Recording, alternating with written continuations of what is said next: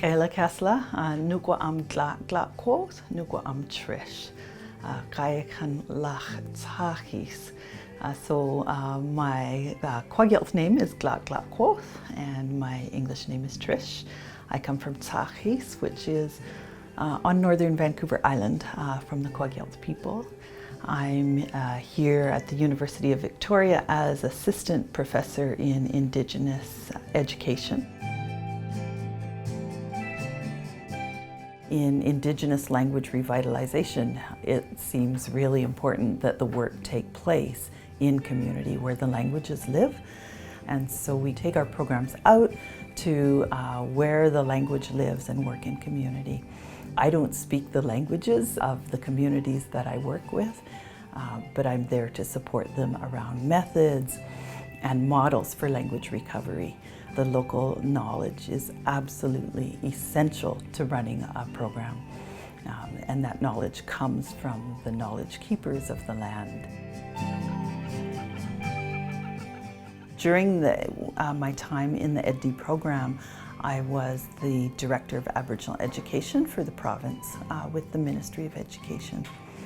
So I came into the EdD program thinking that I would do a study that was really very closely related to the work that I was doing in the Ministry of Education. I came in with lots of questions that could be researched. I ended up not researching those things. As I did my coursework, I found myself really directed to community-based knowledge. And you know, I recall there was a time when I felt like I was making a decision. Would I go home and do some work in my community that was really important to me, or would I make the decision to do further education? And what I found as I neared the research stage of my program is those things started to come together. I found that it was quite possible to connect my life passion and interest around community knowledge and language with my academic journey. So I framed my dissertation around the making of a button blanket, kangetola, which actually means sewn on top. Before I could even start making the blanket, I needed to get connected with the people who would help me with the blanket.